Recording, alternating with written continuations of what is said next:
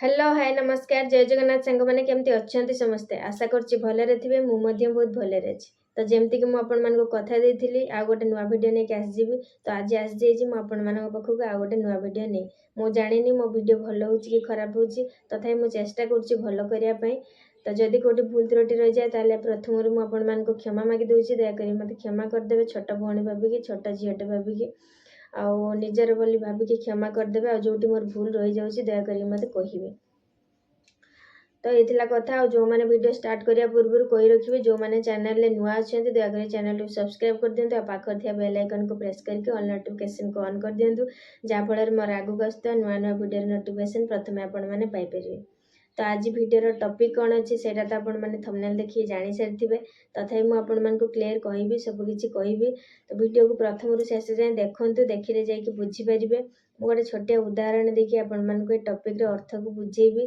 तो मु कहीं कही कौन कही से सब आपण कहि श्रीकृष्ण विषय को लेकिन श्रीकृष्ण गोटे छोट उदाहरण देखिए मुझे बुझेबी।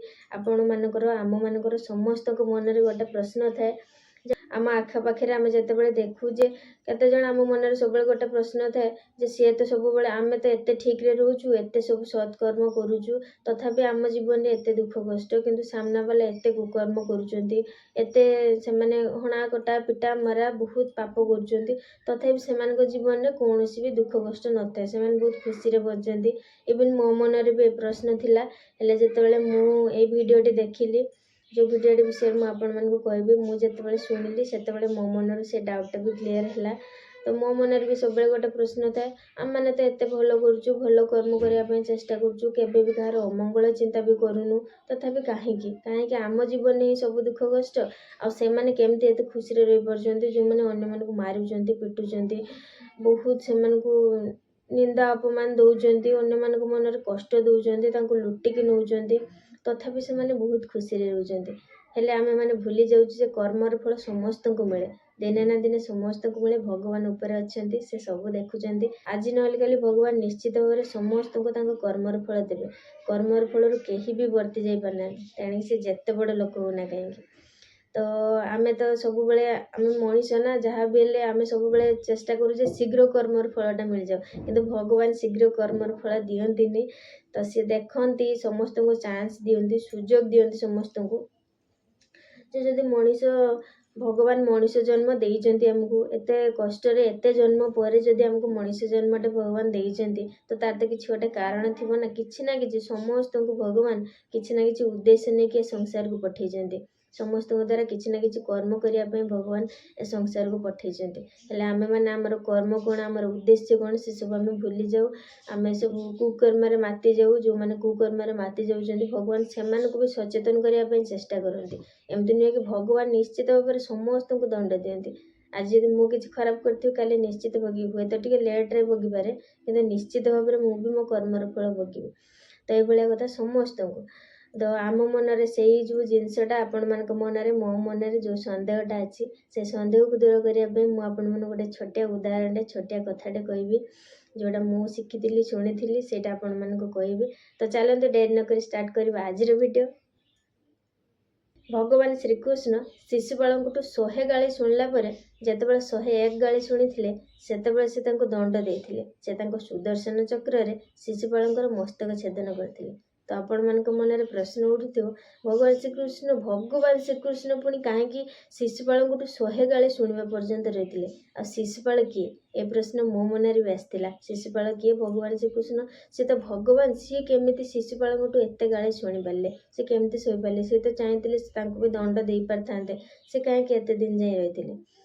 तो मुझे कहबी कहवा पूर्व आउ थे कही रखी जो मैंने चैनल नुआ अच्छा दयाकोरी चैनल को सब्सक्राइब कर दिंतु पाखर थी बेल आइकन को प्रेस करके ऑल नोटिफिकेशन को ऑन कर दिंतु। शिशुपाल होउचंदी भगवान श्रीकृष्ण पीयूषी पुओ ताने भणजा भगवान श्रीकृष्ण पीयूषी पुओ भाई ताने भणजा। तो जितेबाला शिशुपाल जन्म हेले सेतेबाला 3टा आखि आ 4टा हाथ थिला। तो एमती पुत्र देखिए बापा माँ बहुत डरीगले निश्चित भाव में जो बापा माँ हेल्ले भी डरीजे ये गोटे विचित्र संतान देखला सब बापा माँ माने परिस्थिति मानसिक स्थिति खराब हो। तो जितेबाला एमती गोटे अद्भुत संतान से देखिले से त्याग करदेवाई चिंता कले ସେମାନେ ଭାବିଲେ ସେଭଳି ସନ୍ତାନ ରଖିକି କିଛି ଲାଭ ନାହିଁ, ବୋଧେ କିଛି ଗୋଟେ ଖରାପ ଅଶୁଭ ସେଥିପାଇଁ ତାଙ୍କୁ ସେ ତ୍ୟାଗ କରିଦେବା ପାଇଁ ବାହାରିଥିଲେ। ତ ସେ ସନ୍ତାନକୁ ସେମାନେ ତ୍ୟାଗ କରିବା ପାଇଁ ଯାଉଥାନ୍ତି, ସଙ୍ଗେ ସଙ୍ଗେ ତାଙ୍କୁ ଗୋଟେ ଆକାଶବାଣୀ ହେଲା ଯେ ସେ ସନ୍ତାନର ଏକ୍ସଟ୍ରା ଆଖି ଆଉ ଯେଉଁ ଦୁଇଟା ଏକ୍ସଟ୍ରା ହାତ ଅଛି ସେସବୁ ସମୟ ଅନୁସାରେ ଚାଲିଯିବ। ତାପରେ ଏଇଟା ଶୁଣିକି ସେମାନେ ତାଙ୍କର ବାପା ମା ଯେଉଁ ଶିଶୁପାଳଙ୍କର ବାପା ମା ବହୁତ ଖୁସି ହେଲେ, ନିଶ୍ଚିତ ଭାବରେ ସମସ୍ତେ ଖୁସି ହେବେ। ତ ସମସ୍ତେ ଖୁସି ହେଇଗଲେ। ତାପରେ ପୁଣି ହଠାତ୍ ଆଉ ଗୋଟେ ଆକାଶବାଣୀ ହେଲା ଯେ ସେଥିରେ କୁହାଗଲା ଯେ ସେ ପିଲାର ଏକ୍ସଟ୍ରା ହାତ ଆଉ ଯେଉଁ ଆଖି ସିନା ଚାଲିଯିବ, କିନ୍ତୁ ତାଙ୍କୁ ପ୍ରଥମେ ଯିଏ କୋଳକୁ ନେବ ସେ ହିଁ ତା ମୃତ୍ୟୁର କାରଣ ହେବ। ତ ଏଇଟା ଶୁଣିକି ତା ବାପା ମା ବହୁତ ଚିନ୍ତା କଲେ, ଶିଶୁପାଳଙ୍କ ବାପା ମା ବହୁତ ଚିନ୍ତାରେ ପଡ଼ିଗଲେ। ହଠାତ୍ କିଛି ଦିନ ପରେ ଶ୍ରୀକୃଷ୍ଣଙ୍କ କୋଳକୁ ଯେତେବେଳେ ଚାଲିଗଲେ, ଶ୍ରୀକୃଷ୍ଣ ଯେତେବେଳେ ତାଙ୍କ କୋଳକୁ ଗଲା ପରେ ଶ୍ରୀକୃଷ୍ଣ ଯେତେବେଳେ ତାଙ୍କ କୋଳକୁ ସେ ପିଲାକୁ ନେଲେ, ଶ୍ରୀକୃଷ୍ଣ ତାଙ୍କୁ ଛୁଇଁଲା ମାତ୍ରେ ତାଙ୍କ ଯେଉଁ ଏକ୍ସଟ୍ରା ଆଖି ଆଉ ଦୁଇଟା ହାତ ଚାଲିଗଲା। ଏଇଟା ଦେଖିକି ତାଙ୍କ ମା ଶ୍ରୀକୃଷ୍ଣଙ୍କର ପିଉସୀ ମା ସିଏ ବହୁତ ଟେନସନ୍ ହେଇଗଲେ। କ'ଣ ଶ୍ରୀକୃଷ୍ଣଙ୍କ ଦ୍ୱାରା ଏକ୍ସଟ୍ରା ଆଖି ଆଉ ହାତ ସିନା ଚାଲିଗଲା, ଶ୍ରୀକୃଷ୍ଣ କ'ଣ ତାଙ୍କ ମୃତ୍ୟୁର କାରଣ ହେଇଯିବେ? ସେଥିପାଇଁ ସେ ଚିନ୍ତିତ ହେଇକି ଶ୍ରୀକୃଷ୍ଣଙ୍କ ପାଖରୁ ବଚନ ନେଲେ ଯେ ଶ୍ରୀକୃଷ୍ଣ ତୁମେ ମୋତେ ବଚନ ଦିଅ ଯେ ତୁମେ ତାର ସବୁ ଭୁଲକୁ କ୍ଷମା କରିବ, ତୁମେ ତାକୁ କେବେ ବି ଦଣ୍ଡ ଦେବନି। ଶ୍ରୀକୃଷ୍ଣ ଯାହା ବି ହେଲେ ରକ୍ତର ସମ୍ପର୍କ, ତ ସେତେବେଳେ ତାଙ୍କ ପିଉସୀମାନଙ୍କର କଥା ରଖିଲେ, କିନ୍ତୁ ସେ କହିଲେ ମୁଁ ତାର 100ଟା ଭୁଲକୁ କ୍ଷମା କରିବି, କିନ୍ତୁ ଯେତେବେଳେ ସେ 101 ଭୁଲ କରିବ ସେତେବେଳେ ମୁଁ ନିଶ୍ଚିତ ତାକୁ ଦଣ୍ଡ ଦେବି। ବିଧିର ବିଧାନ କେ କରିବ ଆନ, ସେ ତ ଉପରୁ ଲେଖା ହେଇକି ଆସିଛି ଯେ ଶ୍ରୀକୃଷ୍ଣଙ୍କ ହାତରୁ ହିଁ ସେ ଯିବେ। ଆଉ ତଥାପି ଭଗବାନ ଶ୍ରୀକୃଷ୍ଣ ତାଙ୍କୁ ଚାନ୍ସ ଦେଇଥିଲେ। ତାପରେ ଯେଉଁ ଶିଶୁପାଳ ଧୀରେ ଧୀରେ ବଡ଼ ହେଲା ପରେ ସେ ଭୁଲ ଉପରେ ଭୁଲ ସବୁବେଳେ ଭୁଲ କରିଚାଲିଲେ। ଭଗବାନ ଶ୍ରୀକୃଷ୍ଣଙ୍କୁ ବି ବହୁତ ଗାଳି କରିଥିଲେ, ତାଙ୍କୁ ବହୁତ ଅପମାନ ଦେଇଥିଲେ। ତ ସେ ଭୁଲ ଉପରେ ଭୁଲ କରିଚାଲିଲା ପରେ ବି ଭଗବାନ ଶ୍ରୀକୃଷ୍ଣ 100ଟା ଭୁଲ ପର୍ଯ୍ୟନ୍ତ ଅପେକ୍ଷା କଲା ପରେ ଯେତେବେଳେ 101 ଭୁଲ ସେ କରିଥିଲେ, ସେତେବେଳେ ଭଗବାନ ଶ୍ରୀକୃଷ୍ଣ ତାଙ୍କ ଯେଉଁ ସୁଦର୍ଶନ ଚକ୍ରରେ ତାଙ୍କ ମସ୍ତକକୁ ଛେଦନ କରିଥିଲେ। ତ ସେତେବେଳେ ସେ ତ ବଚନ ଦେଇଥିଲେ ତାଙ୍କ ପିଉସୀ ମାଙ୍କୁ ତାଙ୍କର 100ଟା ଭୁଲ କ୍ଷମା କରିବେ। ତ ଏଇଟା କହିବାର ତାତ୍ପର୍ଯ୍ୟ ଯେ ସବୁ ମଣିଷ ଆମେ ସମସ୍ତଙ୍କୁ ଭଗବାନ ସବୁବେଳେ ଆମକୁ ଚାନ୍ସ ଦେଇଥାନ୍ତି, ଯେ ଆମ ଭୁଲକୁ ସୁଧାରିବା ପାଇଁ ସେ ସବୁବେଳେ ସଚେତନ ଆମକୁ କରେଇଥାନ୍ତି ଯେ ଏଇଟା କରନା, ଏଇଟା ଭୁଲ। କିନ୍ତୁ ଆମେ ସେଇଟା ଦେଖିପାରୁନୁ। ଭଗବାନ ଆମକୁ କୋଉ ନା କୋଉ ମାଧ୍ୟମରେ ଆମକୁ ସବୁବେଳେ ସଚେତନ କରିବା ପାଇଁ ଚେଷ୍ଟା କରିଥାନ୍ତି, ଆମକୁ ଠିକ୍ ବାଟକୁ ଆଣିବା ପାଇଁ ଚେଷ୍ଟା କରିଥାନ୍ତି। କିନ୍ତୁ ଆମେ ସେତେବେଳେ ଯେଉଁ ଖରାପ ବାଟରେ ଚାଲି ଯାଇଥାଉ, ତ ଅନ୍ଧ ହେଇଯାଇଥାଉ ଆମେ, ସେଥିପାଇଁ ଆମ ଭୁଲଟାକୁ ଆମେ ଦେଖିପାରୁନୁ। ସେଇଭଳିଆ ଏ ଦୁନିଆରେ ଏମିତି କିଛି ଲୋକ ଅଛନ୍ତି ଯେଉଁମାନେ ବହୁତ କୁକର୍ମ କରୁଛନ୍ତି, କିନ୍ତୁ ଭଗବାନ ସେମାନଙ୍କୁ ବି ସଚେତନ କରିବା ପାଇଁ ଚେଷ୍ଟା କରୁଛନ୍ତି। କିନ୍ତୁ ସେମାନେ ତାଙ୍କ କର୍ମରେ ଏତେ ଜୋର ମାତି ଯାଇଛନ୍ତି ଯେ ସେମାନେ ଜାଣିପାରୁନାହାନ୍ତି ଯେ ସେମାନେ ପାପ ଉପରେ ପାପ କରିଚାଲିଛନ୍ତି। ଆଉ ପାପର ଗଳା ଯେତେବେଳେ ଭରିଯିବ ସେତେବେଳେ ନିଶ୍ଚିତ ତାଙ୍କୁ ଦଣ୍ଡ ମିଳିବ। ଗୋଟେ ଟୋପା ଟୋପା ପାଣି ବିନ୍ଦୁ ହେଇକି ଯେମିତି ମାଠିଆଟେ ଭର୍ତ୍ତି ହୁଏ, ସେମିତି ତାଙ୍କ ପାପ ସବୁ ସେମିତି ଭର୍ତ୍ତି ହେଇକି ଛୋଟ ଛୋଟ ପାପ ସବୁ ତାଙ୍କର ମାଠିଆରେ ଭର୍ତ୍ତି ହେଇକି ରହୁଛି। ଯେତେବେଳେ ସେ ମାଠିଆ ଫୁଲ ହେଇଯିବ ସେତେବେଳେ ଭଗବାନ ସମସ୍ତଙ୍କୁ ଚାନ୍ସ ଦେଉଛନ୍ତି, ସେମାନଙ୍କୁ ବି ଚାନ୍ସ ଦେଉଛନ୍ତି। ଆମେ ଯେ ଭାବୁଛେ କାହିଁକି ଭଗବାନ ତାଙ୍କୁ ଦଣ୍ଡ ଦେଉନାହାନ୍ତି, ଭଗବାନ ତାଙ୍କୁ ବି ଦଣ୍ଡ ଦେବେ, ନିର୍ଦ୍ଦିଷ୍ଟ ସମୟରେ ଦଣ୍ଡ ଦେବେ। କାରଣ ଭଗବାନ ସେମାନଙ୍କୁ ବି କିଛି ଉଦ୍ଦେଶ୍ୟ ନେଇକି ସେମାନଙ୍କୁ ବି ପଠେଇଛନ୍ତି ନା ଏ ସଂସାରକୁ। ତ ସେମାନଙ୍କୁ ସଚେତନ କରିବା ପାଇଁ ଭଗବାନ ଚେଷ୍ଟା କରୁଛନ୍ତି। ବାରମ୍ବାର ଭୁଲ ଉପରେ ଭୁଲ ସେମାନେ କରିଚାଲିଛନ୍ତି। ଭଗବାନ ବାରମ୍ବାର ତାଙ୍କୁ ସଚେତନ କରିବା ପାଇଁ ଚେଷ୍ଟା କରୁଛନ୍ତି, ତଥାପି ସେମାନେ ବୁଝୁନାହାନ୍ତି। ଆଉ ଯେତେବେଳେ ସେମାନଙ୍କ ପାପର ଭାର ବଢ଼ିଯିବ ସେମାନେ ନିଶ୍ଚିତ ଭାବରେ ଦଣ୍ଡ ପାଇବେ। ଆଉ ଆପଣ ଯଦି ଭାଗ୍ୟବାନ ହେଇଥିବେ, ନିଶ୍ଚିତ ଭାବରେ ଆପଣ ଆଖି ସାମ୍ନାରେ ସେମାନେ ଦଣ୍ଡ ପାଉଥିବାର ବି ଦେଖିବେ। ତ ମୋ କହିବାର ତାତ୍ପର୍ଯ୍ୟ, ସବୁବେଳେ ନିଜ କର୍ମକୁ ସତ୍ ରଖନ୍ତୁ, ସତ୍ ମାର୍ଗରେ ରୁହନ୍ତୁ। ଇଏ ଏମିତି କଲା, ସିଏ ସେମିତି କଲା, ତ ଏସବୁ ଜିନିଷକୁ ଦେଖିକି ଭାବିବେ ଯେ ସିଏ ସେମିତି କରୁଛି ମାନେ ମୁଁ ବି ସେମିତି କରିବି, ତାର ତ କିଛି ହଉନି ମୋର କ'ଣ ହବ, ଏମିତି କେବେ ବି ଭାବିବେନି। ସବୁବେଳେ ନିଜକୁ ପଜିଟିଭ ରଖିବେ, ନିଜ କର୍ମକୁ ସତ୍ ରଖିବେ, ନିଜକୁ ସତ୍ ମାର୍ଗରେ ରଖିବେ। ଯଦି ଭାବିବେ ସିଏ ତ ଖରାପ କର୍ମ କରୁଛି, ସିଏ ଭଲରେ ରହୁଛି, ତାର କିଛି ହଉନି, ଏମିତି କରିବା ଦ୍ୱାରା ଆପଣ ତା ଯେଉଁ ନେଗେଟିଭ ଏନର୍ଜିକୁ ନିଜ ପାଖକୁ ଆଣିଲେ, ନିଜ କର୍ମକୁ ଖରାପ କଲେ। କିନ୍ତୁ ଦିନେ ନା ଦିନେ ଭଗବାନ ନିଶ୍ଚିତ ସମସ୍ତଙ୍କୁ ଦଣ୍ଡ ଦେବେ, ଏଇଟା କେବେ ବି ଭୁଲିଯିବେନି। ଭଗବାନଙ୍କ ଦରବାରରେ ବିଚାର ଟିକେ ଡେରିରେ ହୁଏ ସତ, କିନ୍ତୁ ହୁଏ ନିଶ୍ଚିତ। ତ ଏଇ କଥାକୁ କେବେ ବି ଭୁଲିଯିବେନି। ତ କଥାର ସାରମର୍ମକୁ, ମୋ କଥାର ଅର୍ଥକୁ ଆପଣମାନେ ବୁଝିପାରିଥିବେ। ତ ଏଇଟା ଥିଲା ମୋ କହିବାର ତାତ୍ପର୍ଯ୍ୟ। ତ ଅପେକ୍ଷା କରନ୍ତୁ, ସମୟ ଅନୁସାରେ ସମସ୍ତଙ୍କୁ ଦଣ୍ଡ ମିଳିବ, ସମସ୍ତେ ନିଜ କର୍ମର ଫଳ ଭୋଗିବେ। ତ ସବୁବେଳେ ସତ୍କର୍ମ କରନ୍ତୁ, ସତ୍ ଫଳ ପାଇବା ପାଇଁ ସତ୍କର୍ମ କରନ୍ତୁ। ତ ଏଇଟା ଥିଲା କଥା। ତ ଭିଡ଼ିଓକୁ ଶେଷ କରିବା ପୂର୍ବରୁ ଆଉ ଗୋଟେ କଥା କହି ରଖିବି, କାଲି ପୁଣି ମୋତେ ଗୋଟେ କମେଣ୍ଟ ଆସିଥିଲା, ସେ ଗୋଟେ ଆଇଡ଼ିରୁ, ତାଙ୍କ ଆଇଡ଼ି ନାଁ ମୁଁ ମେନସନ୍ କରିବିନି, ସେ ଖାଣ୍ଟି ଓଡ଼ିଆରେ ଯେଉଁ ସ୍ୱାମୀମାନଙ୍କୁ କୁହନ୍ତି, ତ ସେ ଭାଷାଟା ଲଗେଇକି ସେ ମୋତେ କହିଥିଲେ ସେ କ'ଣ ଛାଡ଼ି ଦେଇଛି କି।